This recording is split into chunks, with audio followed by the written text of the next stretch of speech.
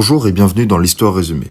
Si je vous dis Révolution française, vous pensez instinctivement prise de la Bastille, la Terreur et Louis XVI. Cette vision centrée sur Paris exclut beaucoup d'événements s'étant déroulés lors de cette période comme la bataille de Valmy ou bien le siège de Toulon. Aujourd'hui, nous allons donc voir un de ces événements.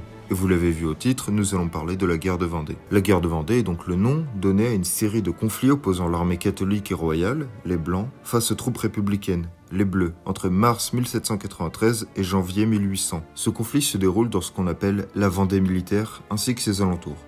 Et dans ce même territoire, il faut savoir qu'il y a une opposition entre les villes à tendance républicaine et les campagnes à tendance royaliste, ce qui, nous le verrons, va fortement impacter le déroulement du conflit. Si la vidéo vous plaît, je vous invite à mettre un pouce bleu et à vous abonner pour voir les prochaines.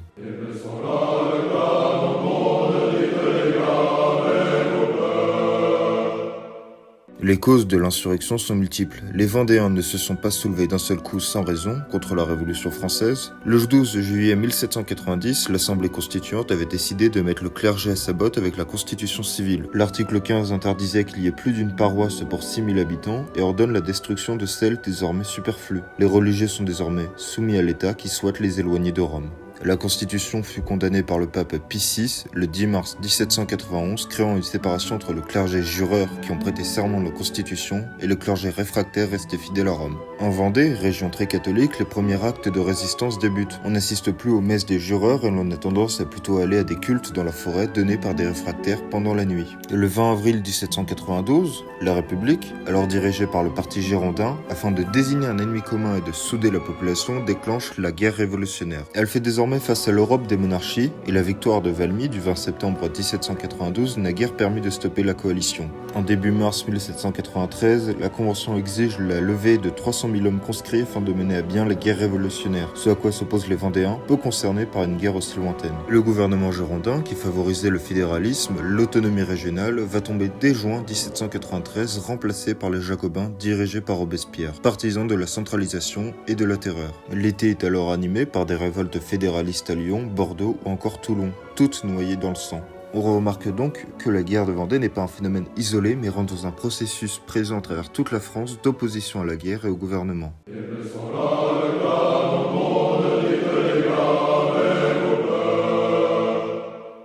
Lorsque la conscription est décrétée en Vendée, les tensions éclatent. La garde nationale fait tirer sur les émeutiers et les émeutiers s'en prennent aux républicains. Les insurgés prennent leur première victoire à ce moment, car les quelques milliers de soldats bleus étaient principalement affectés à la défense des côtes en vue d'empêcher un potentiel débarquement anglais. Après ces événements, les rebelles vont se chercher des chefs, dont les plus connus sont Catolino, La Roche-Jacquelin, Elbé et Charette. Catolino est vite désigné général de l'armée catholique et royale, ce qui a une portée politique importante, car en effet, rien de mieux qu'un membre du tiers-état pour lutter contre une révolution qui se dit pour le tiers-état.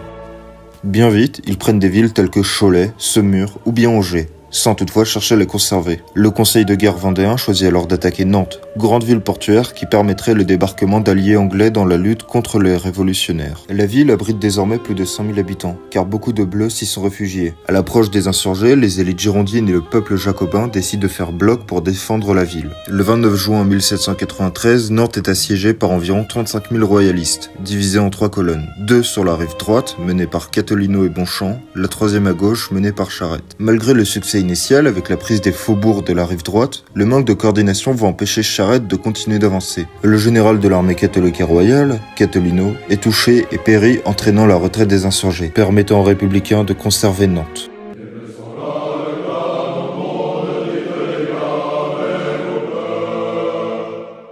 L'été est marqué par une série d'affrontements entre blancs et bleus, et craignant que cette révolte se propage, la République prend des mesures. La circulaire du 31 juillet 1793 destitue les généraux d'origine noble pour leur remplacer par des sans-culottes. Le défenseur de Nantes, Canclos, est conservé, quoique surveillé. Le 1er août, la Convention publie un décret contre l'insurrection de la Vendée. Le premier article dit « Le ministre de la guerre donnera sur le champ les ordres nécessaires pour que la garnison de Mayence soit transportée en poste dans la Vendée. Il sera envoyé par le ministre de la guerre des matières combustibles de toute espèce pour incendier les bois, les taillis et les genêts. Les femmes, les enfants et les vieillards seront conduits dans l'intérieur. Il sera pourvu à leur subsistance et à leur sûreté avec tous les égards dus à l'humanité. Les biens des rebelles de la Vendée sont déclarés appartenir à la République. Ainsi, au printemps 1793, on estime qu'il y avait moins de 20 000 gardes nationaux en Vendée, contre près de 100 000 en février 1794, avec par exemple le renfort de 12 bataillons responsables de la prise de la Bastille ou bien encore des Tuileries, en bref, de fervents partisans de la République. Le 17 octobre, les royalistes sont vaincus devant Cholet par les Bleus légèrement inférieurs en nombre, dirigés par Kléber. Bonchamp meurt après avoir demandé à ce que l'on épargne 5000 républicains capturés. Les Vendéens entament alors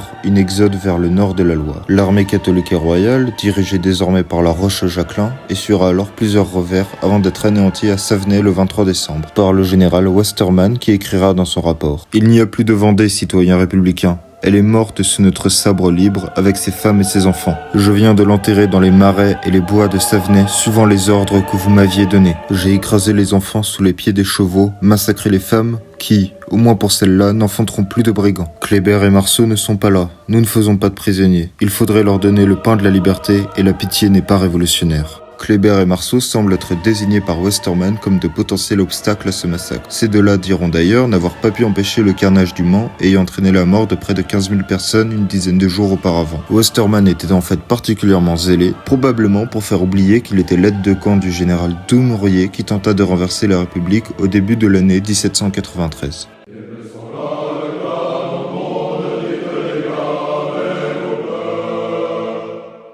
Suite à ces événements, la répression républicaine est très violente. La Convention montagnarde charge Louis-Marie Turreau d'en finir avec la contre-révolution, avec notamment les colonnes infernales. Elle aura refusé le plan de Kléber, visant une pacification plus douce avec des colonnes mobiles et des postes fixes afin de contrôler le territoire. Ces colonnes infernales, ce sont deux armées de 6 divisions chacune, avançant l'une vers l'autre en pratiquant la terre brûlée à travers toute la Vendée.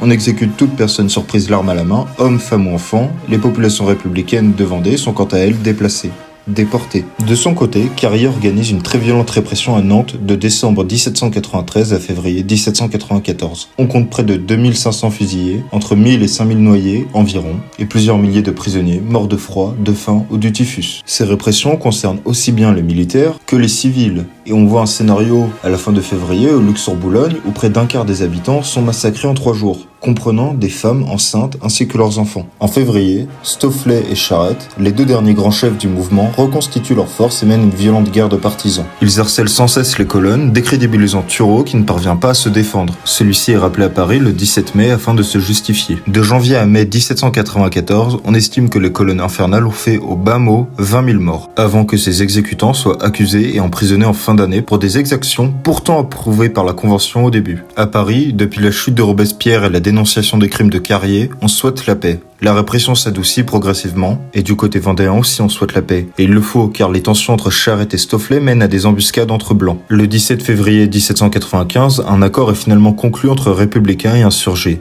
En échange de la paix et de la reconnaissance de la République, les Vendéens se voient exemptés d'impôts et de services militaires pendant 10 ans. La liberté de culte est elle aussi accordée. Charette est content de cette paix, ressent grande pompe à Nantes, à contrario de Stofflet qui regrette celle-là. Les Chouans de Bretagne obtiennent la même paix avec le traité de Mabillé le 20 avril. Pendant un bref laps de temps, on peut penser que la paix sera définitive.